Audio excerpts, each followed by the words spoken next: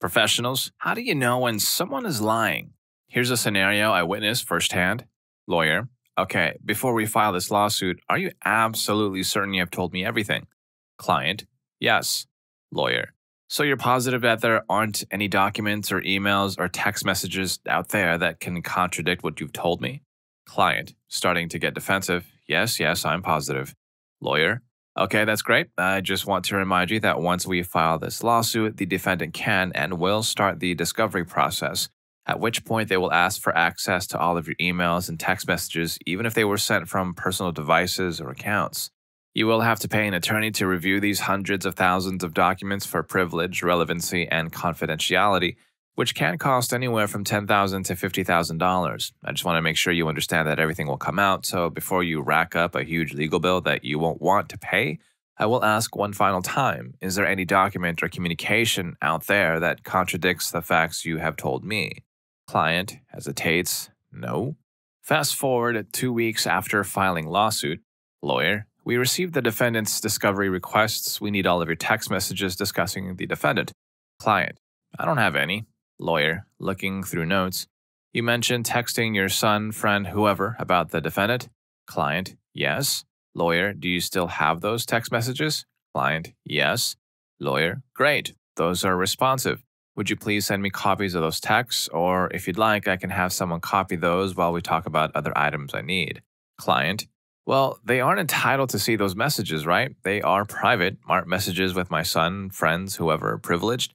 Lawyer, no, as I told you before we filed the lawsuit, the privilege against production extends to your communications with your attorney, your priest, and sometimes your spouse.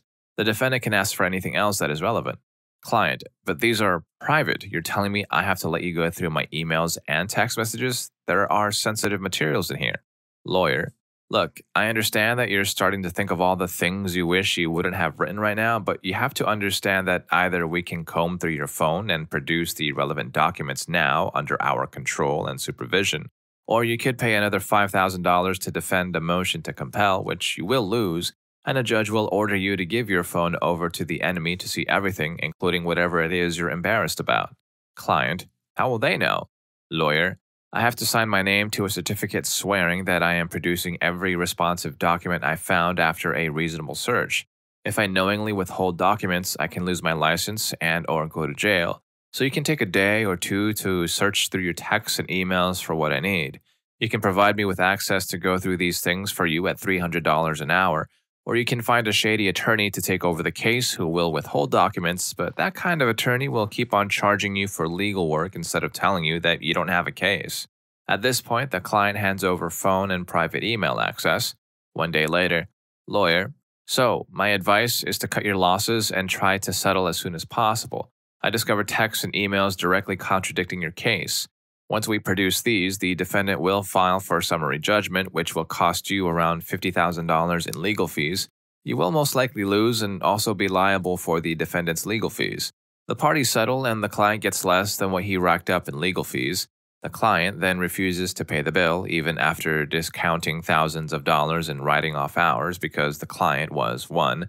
Relying on winning the lawsuit to pay the bill, and 2. So angry and emotional in those beginning stages of the lawsuit that the client has either convinced himself that his version of the events is factually accurate, or convinced himself no one will find the smoking gun evidence. So, unless you want to pay someone to go through your chain letters and office gossip, just avoid lawsuits at all costs. Now, these stories are the kinds of commercials we need to be hearing and seeing on radio and TV, because please get me that lawyer, an honest one. Now let's see how far honesty gets everyone else in the rest of the stories. Here's story 2. So this is a problem we run into a lot in the emergency department. I have a lot of patients telling me they're depressed and on edge, when what they really want is a safe place to spend the night and a hot meal. Also, they know they get to jump the line when they say the right things. It's not easy.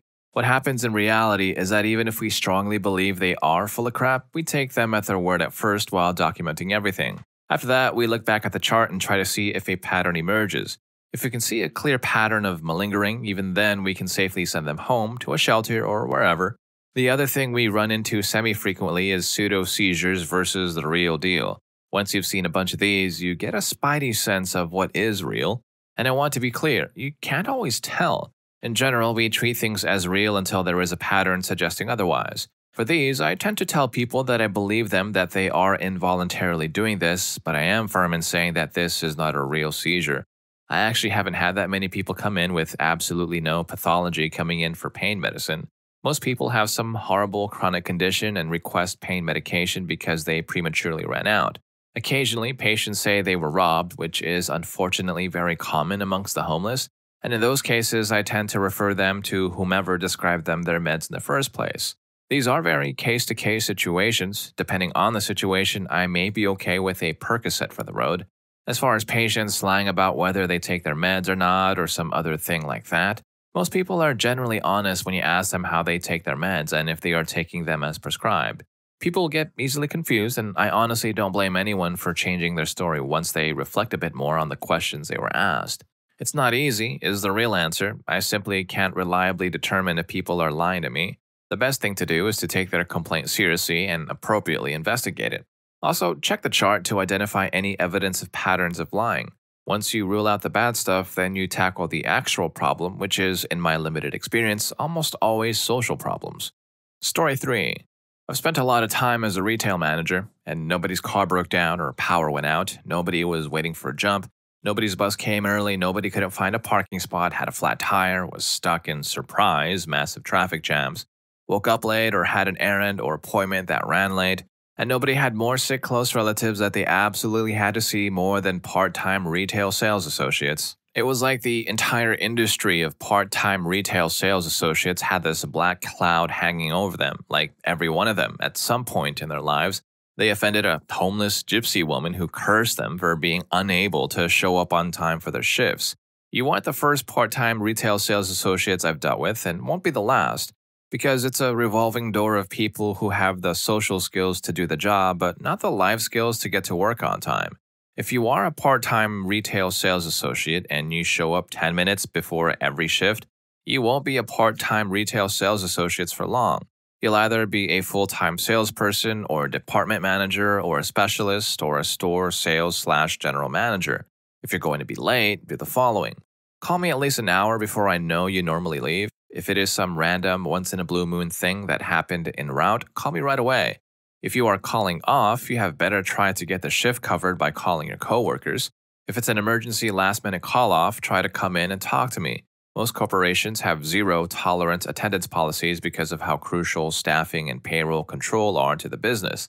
But managers want to keep you around. So if something comes up and you need a personal day, make a point to come see me before your next scheduled shift, so I know everything is okay, and if you need extra time for an illness or a personal issue, I can plan around it and try to give you makeup shifts if you want. Just please be 10 minutes early every day. You'll go far in life if you just do that.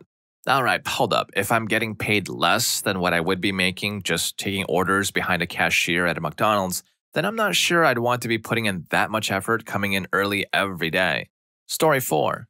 Working as a bouncer, if we ask you how much you've had to drink, you already look too tipsy to get in or stay. Don't give me some BS number like, oh, just 2, when you're a 240-pound old man who can barely stand straight. Obviously, all of this is a judgment call on our end. Sometimes you could be sober, but something about your body language and speech might throw us off. Keep in mind that a lot of the time we have the looming cloud of booze laws, potential fines, or the chance of losing our liquor license hanging over our heads. I'd rather inconvenience one patron that night than potentially lose the place I work, and I hope that's understandable to you. And a lot of the time we've heard just about every excuse a person can come up with, and as we all know, when a-holes lie about things, it ruins it for everyone. As for the time some bouncer escorted you out because you insisted you're fine, all I know is that I can't account for some jerk I've never known, and that every industry has a couple who take things too far. I've never insinuated trouble working security, and that includes the biker bar, but I've been in more fights at work than I need to remember. I just try to make sure everybody has an enjoyable time. Story 5. I'm a butcher. People act like they know meat when they clearly don't. You would not believe the things people will try to fight about at a grocery store meat market. Some highlights include, a woman argued with my manager about wanting to purchase a whole chicken.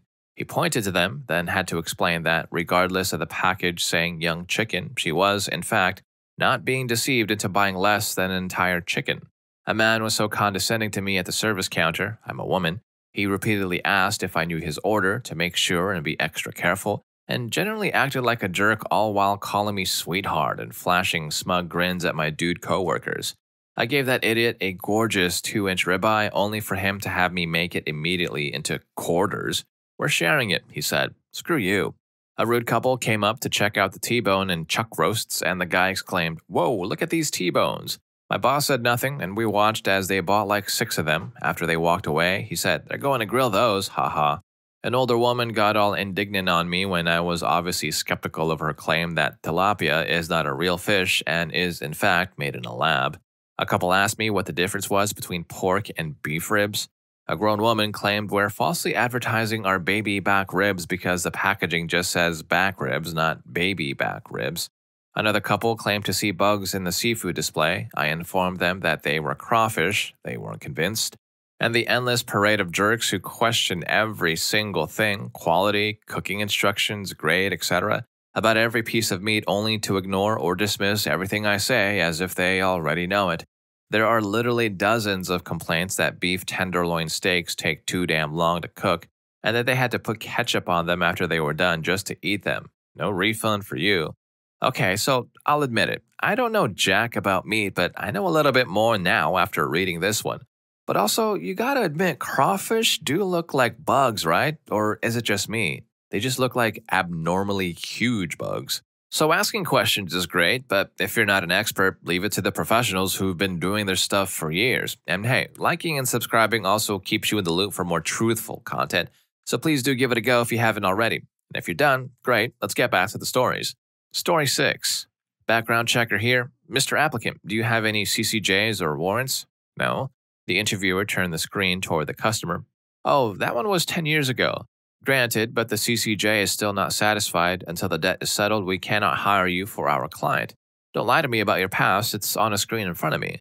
I do like a challenge. Some applicants hide their debt very well. I once had a chap come in to apply for a head of security position for a client, and he was very professional, honest, and forthright for the entire 2 hours we spent vetting him. He seemed a little arrogant when mentioning his work history, so I decided to do a director's check. Search for his name against company's house records to see if he ever owned a business, etc. He claimed he had never owned or operated a business before and only worked as an employee. The search returned no results for his name, but I also inputted his previous addresses, as some business owners like to register their home addresses if they don't have an accountant. Sure enough, up pops an address he used to live at 5 years ago, registered to some cleaning business. I inputted the registration number into a program he used, and the financials are in the toilet, missing tax returns, etc. Doing further digging, it turns out the guy owed nearly £150,000 in unpaid supplier bills, and a winding up order was issued against his company. Story 7. If you're telling me you've kept fish your whole life and think you can keep an Oscar fish in a 10-gallon tank for any moment of time, I hate you. People who come in wanting to buy a pet and say they know what they're doing right off the bat seriously annoy me. If you knew what you were doing, then you would humor me. You would actually care to see if I questioned how you take care of them. The majority of my customers, thankfully, are honest when they say they have never kept something and are willing to work with me to get what they need. I know if you are a jerk right away, and unfortunately, I work in a big box pet store and cannot be as honest with you as you deserve. The people that care share that and try to put the salesperson into a trap to see if the salesperson is trustworthy. The people who want a living toy will interrupt me and brag about what they have had before. I try, sometimes too hard, to get people to care about what they are getting.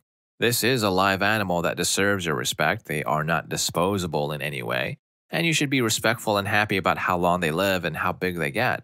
Having a pet is always going to take time, money, and space out of your life. Don't get one if you don't want to commit to them. Story 8. Barista. I know you don't want to shop poured over ice just because you like an iced doppio in the summer. I know you're going to ask for milk the second I put your drink on the bar and make yourself a latte. Cashier, I know you did not buy that here. You stole it from our other store and returned it. Also, your service animal dropped something on the floor, so I know it's not actually a service dog. House sitter, I know you didn't forget to tell me about that landscaping appointment, house painter, maintenance work that just happens to conflict with my school schedule, because you texted me literally 2 seconds after you left the house, and you knew I would have told you I could not be there. Veterinary receptionist, Fluffy is not just excited to be at the vet, Fluffy is poorly trained. Your cat didn't get so many fleas on the way over here. Also, I'm not the freaking vet, and I know you know that. Please don't just walk in and ask me, what would I do about a dog with X when you don't even actually have the dog with you? I would take the dog to the vet. Story 9.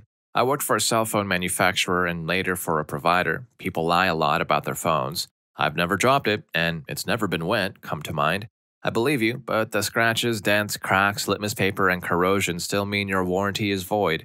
People also like to lie and tell me they've done really basic and obvious troubleshooting steps rather than tell me they haven't tried anything yet.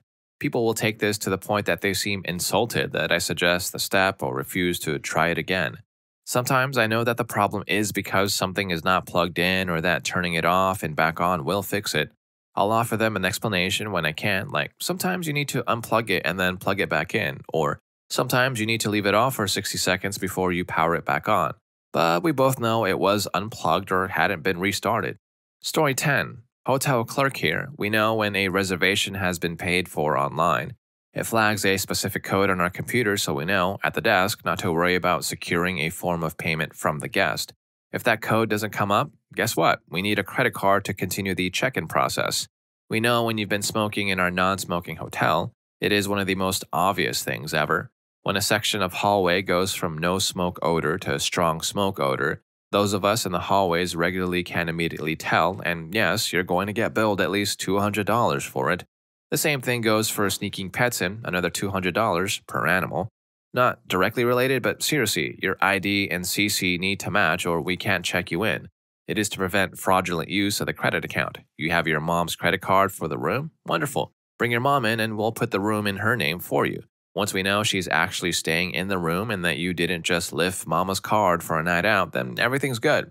Between sneaking in a smoke and sneaking in a pet, I'd venture the latter is easier to get away with. But I wonder why both violations amount to the same fee. They're not the same violation. Somebody, please enlighten me, because I guess I'll have to leave the old ant farm at home now. Story 11. Camera repair. Yes, you did, in fact, take your camera to the beach. Yes, you did drop it in the sand or get it wet. My favorite was a customer with a video camera dropped in the water. The technician removed the tape and found footage of them at the beach, dropping it in the water right before the camcorder stopped working. Or, yes, you did drop it. That's why this metal barrel inside is in 6 pieces and this dent near the mount is probably where it hit first. I had a customer argue with me that there is no way their lens had impact damage. Then I showed him the pictures of this very thick barrel inside, shattered into many pieces. I also pointed out the significant dent on the outside of the lens. Or, yes, you did take it apart. That's why the screws are all stripped and in the wrong locations. Trust me, when all you do is take apart the same camera and lens dozens of times a week, you know it by heart where every part is, the thread type, length, and color of each and every screw. You cannot fool a repair technician into thinking we won't notice something. Also, fingerprints on the inside are a giveaway. Fingerprints! That's what it is. That's the dead giveaway after all. Not that I'd ever lie about breaking a gadget and trying to fix it myself. I know I'd end up making things worse anyway. Story 12. Criminal defense attorney here. I get lots of DUI clients coming through my doors with wildly different stories about how much they drank and when they drank it before getting pulled over. Well, I actually bought a breathalyzer and decided to experiment on myself at home with different drinks, different rates of consumption, full/empty stomach, etc. With some quick math based on the data I collected on myself, I can figure out pretty much exactly what went down last night at the bar since I have things like your age, weight, gender, time of arrest, the officer's version of the story, and your version of the story by the time we have your first real consultation. So don't come to me with a report showing you were double the legal limit at 7 a.m. on the way to work and tell me you had 3 beers and left the bar at 1 a.m. Not even close. Just tell me. It's cool and I want to help. I can handle your case far better with the truth up front than trying to uncover a lie. Story 13. Social worker. I know you have income of some kind. Utility companies do not allow service without payment for 6+ months at a time, and that iPhone you just put back in your bag is the new one. You don't get to have one of those with monthly payments if you don't have verifiable income. I know the absent parent for your kids is somewhere in the picture even if he or she isn't actually living with you. Come on. You didn't lose your job because of X. You lost your 5th or 6th job this year because you can't get along with your coworkers and or you simply didn't go to work one day. I can see your work history for the last 3 years. Yes, I can tell you're baked, and no, I don't care unless you're driving away with kids in the car. Alright, as cliche as it sounds, honesty really is the best policy most of the time, you know? We can't risk it backfiring on us. And speaking of liars, check out what is the most satisfying time we've caught someone in a lie. Story 3 is next level deception. I'll see you there, and thank you for watching this one.